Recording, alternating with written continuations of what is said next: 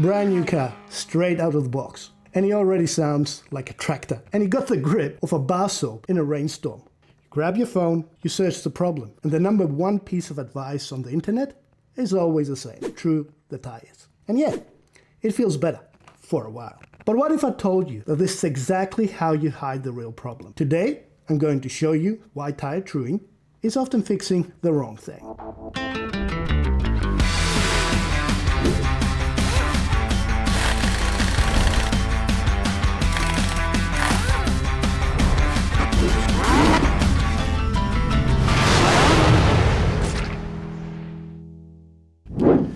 Quickly, what tire truing is. Tire truing is a process of sanding the tire while it's spinning, using anything from an expensive tire truer all the way down to a humble piece of sandpaper. The goal here is simple: to make the tire perfectly round, more consistent contact with the track, less noise, more grip, and it absolutely works. Just not always for the reason you think. Here is a simple test you can do at home. Grab a car from your collection, put the car on the track, rest 2 fingers on top of it, and just roll it. If you feel vibrations like riding a train and they're happening between the track joints, ding ding ding, you got a winner. Do this with enough cars and you start to notice a pattern. High-end, hobby-grade cars don't do that. Toy-grade cars, on the other hand, like Carreras and Scalextrics, most of them, if not all of them, do. If you don't trust the finger test, let's try something more visual. For this we need a little bit of flour to create a thin layer of dust on top of one part of our track. As a control, we're going to use an older car that has his tires trued. So you can notice that the flour is actually covering almost the entire surface of the tires. Now we're going to use our new car. Small run, and you already can see that the flour just sticks on one part of the tire. That means that that part is actually protruding a little bit more than the rest, and your tires need truing. But what we can also see are those inserts of clear patches that go deeper in. But let's try this again, but this time with a car that actually wears silicone tires. Silicone tires aren't designed to be trued, which removes tire truing from the equations entirely. And there's the pattern again. Notice these clear patches on the tires. But let's give it a rub and have a closer look. Even with clean tires, you can see the small symmetrical dips on them, and they're almost identical on both wheels. Now let's reveal the real problem. Notice the dimples on the wheels. This means that your wheels, my friends, are technically square. To better understand this, let's grab a wheel and make it bigger. This is how a wheel is supposed to look. A perfect round rim with a perfect round tire. Simple, right? But what we actually see on a lot of plastic slot car wheels are these. 4 round dips on the rim. And because the tire is soft, it has to follow the shape of the wheel underneath it, which creates flat spots right over the dips. Now, watch what happens when we spin it. Every time one of those flat spots hits the track, the tire loses contact. That's vibration, that's noise, and that's lost grip. And that instability, well, it will follow you in every single lap. Now, when you trim the tire, you are sanding away those high spots to force the tire back into a round shape. But the wheel underneath, well, it's still broken. So what is happening is the tire starts compensating. It becomes uneven, unpredictable, and permanently damaged. Which is why you need to true your tires again and again and again. Alright, now that we know what the issue is, it's time to stop act like a carrot and actually do something about it. And believe it or not, the answer to the problem is truing. So what yes, now? you heard well. Just not the tires. Not yet. What we are truing in this case are the wheels. For that, I'll be using sandpaper. 120 grit to remove material, and then finish with a 400 grit to smoothen it out. I will be taking the body off to make it easier to see and clean, but you can do this with the body on if you want to. So just follow me on this one.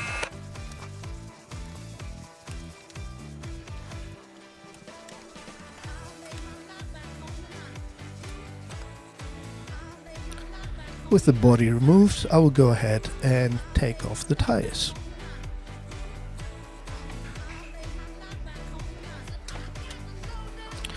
Right, before we start, I'm painting the dimples white. This gives us a visual reference for how much material we'll be removing. The goal is simple: eliminate the white marks, and that will eliminate the dimples. Nothing more than that.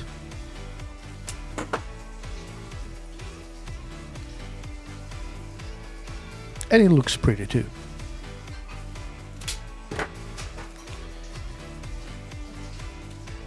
Now we're going to secure our sandpaper on the track. And a little trick I'm using, so I have both hands free. I got to put the car on ghost mode at full speed. So now I can use two hands to hold the car when I'm trimming the wheels. So the yellow sandpaper is the 120 grit, and the black one is the 400 grit.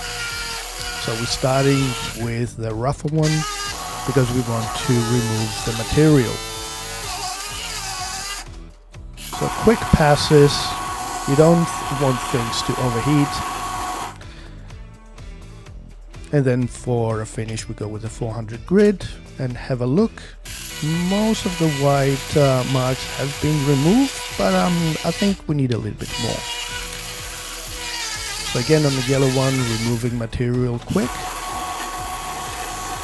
And then to the grey one to make it nice and smooth. And I'm happy with that. There's a little bit of a white mark left on them, but you can't even feel it on the finger. So for me that's perfect. I don't want to overdo it. Anyways, we're moving forward. We're gonna give it a nice clean so we don't leave all those plastic residues behind. Then we're gonna remove the axle. Have another closer look, a little bit of a feel on the fingers, and it feels right. So because we removed a lot of material, we're gonna glue the tires in place. I see a lot of people using super glue, and that's fine if that works for them, but I find it a little bit too harsh, so I'm using canopy glue. It actually haven't failed me yet, so yeah, I would recommend it. It's a little bit softer on the tires. So with the tires glued on the wheels, we put everything back, and now we can true the tires. So same process here, we're starting with the 120 grit to remove material quick, and once we see that it's nice and flat, we can move to the 400 grit to smoothen it out. I'm using a little bit of sewing machine oil to keep things cool so it doesn't overheat. We don't want the tire to overheat because this is how we will destroy the tires.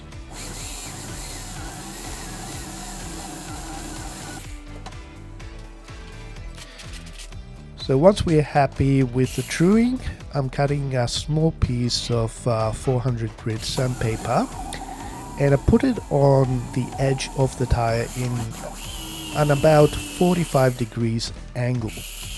We don't want a perfectly square tire, on the edges, because that has a tendency to actually bite on the track when the car is sliding, and that causes the car to flip.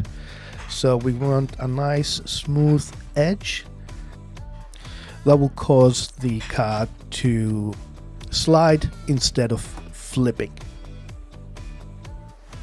Once done, I'll put a couple of drops of my tire treatment solution, my secret sauce.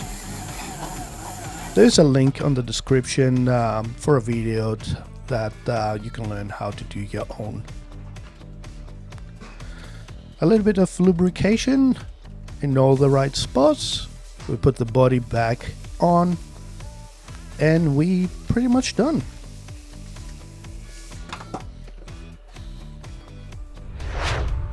Alright, now our car is ready and we are back at the track to test it out. But to make a proper comparison, I brought a similar car that doesn't have his wheels done.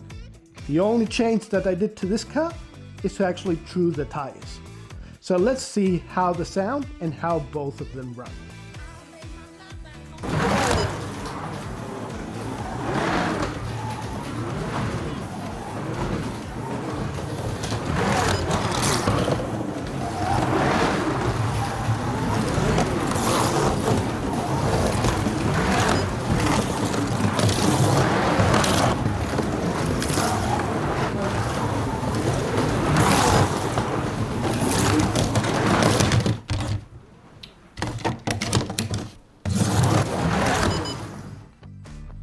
Alright, now we're gonna move to the one that we trued the wheels and see how that performs.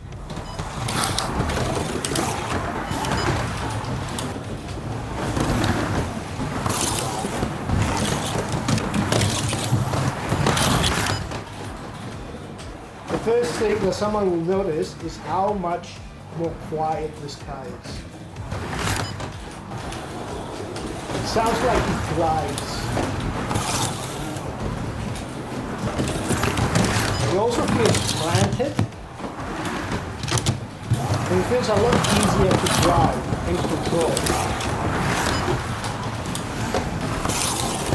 Even when the car slides, it actually feels in control.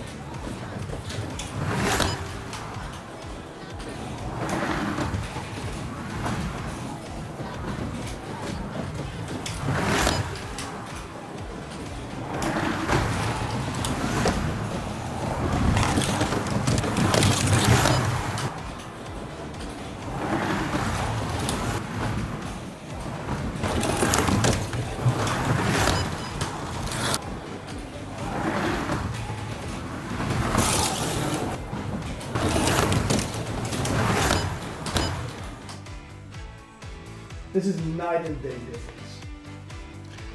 And that's it. You now have truly round wheels and truly round tires. More grip, a smoother ride, and a car that's more predictable and less prone to dislodge. Kind of like a hobby grade car, but for a lot less money. Now that I'm thinking about it, does that make this one a hobby grade now? What even decides toy grade versus hobby grade? Is it the price? Who decides? Who made that decision anyway? Maybe if they get sold at a toy store, I guess? Or maybe in a hobby store, that makes the difference? Or is the material